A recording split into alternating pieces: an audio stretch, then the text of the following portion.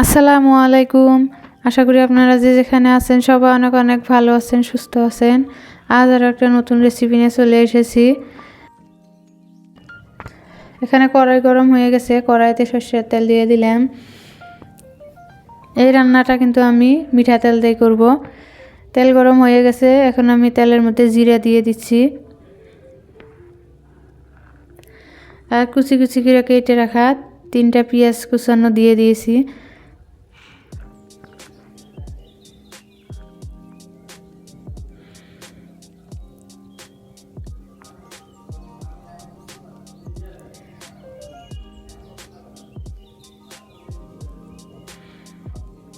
এখন দিয়ে দিলাম 4 চামচের 1 চামচ লবণ।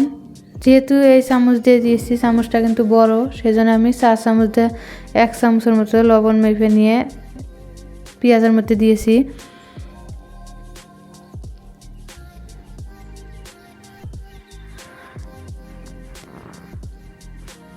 পেঁয়াজের হালকা রং এসেছে, এই পর্যায়ে কিন্তু 1 চামচ রসুন বাটা দিয়েছি, 1 চামচ আদা বাটা দিয়ে দিলাম। 4 চামচের 1 চামচ 1 চামচ করে দিয়েছি। এখন আদা রসুন পেঁয়াজের সঙ্গে ভালো করে ভেজে নিয়েছি যাতে আদা রসুনের কাঁচা গন্ধটা চলে যায়। এদিকে 1 চামচ কাশ্মীরি মরিচের গুঁড়া, 1 চামচ জিরা ধনিয়া গুঁড়া, 1 চামচ হলুদ গুঁড়া আর 2 চামচ শুকনো মরিচের গুঁড়া দিয়েছি। দিয়ে একসঙ্গে ভালো করে মিশিয়ে নিয়ে অল্প একটু পানি দিয়েছি। পানি না দিলে কিন্তু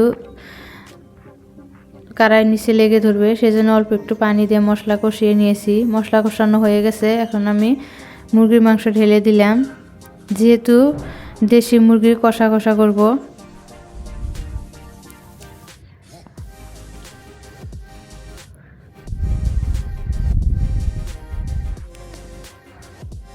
মাংস আর মশলা খুব ভালো করে মিশিয়ে নিয়েছি।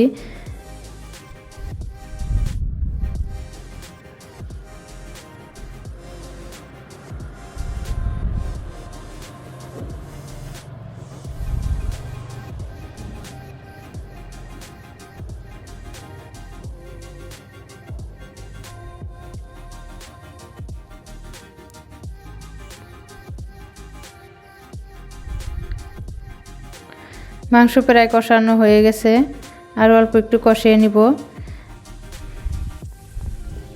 মাংস স্বাদ হয়েছে কষানোর উপরে ভিত্তি করে, যত ভালো করে কষাবেন ততই কিন্তু মাংসর স্বাদ বেড়ে যাবে।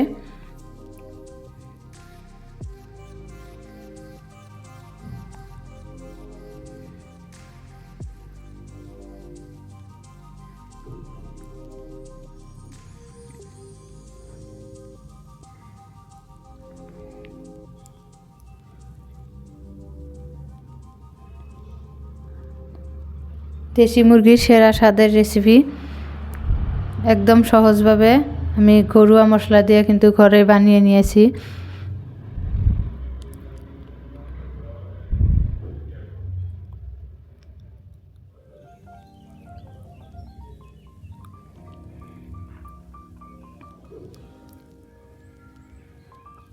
দেখেন মাংসটা দেখতে কত সুন্দর লাগছে না? খেতে কিন্তু অনেক অনেক মজা হয়েছিল। মাংস কষানো হয়ে গেছে, এখন আমি গরম পানি দিয়ে দিয়েছি। মাংসের মধ্যে কিন্তু গরম পানি দিবেন, মাংসের মধ্যে গরম পানি দিলে মাংসের স্বাদটা দ্বিগুণ বেড়ে যায়। এখন আমি ঢাকনা দিয়ে ঢেকে রান্না করব।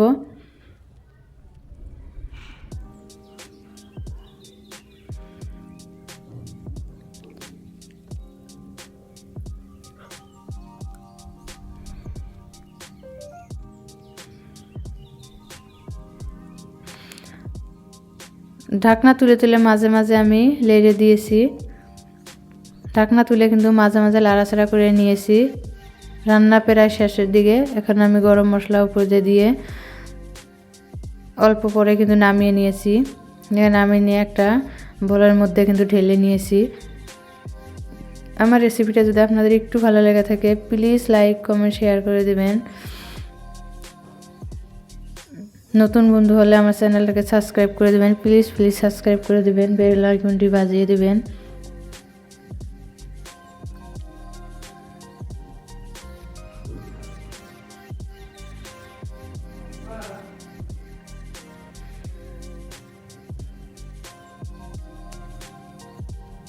সবাই অনেক অনেক ভালো থাকেন, সুস্থ থাকেন এবং সাবধানে থাকেন।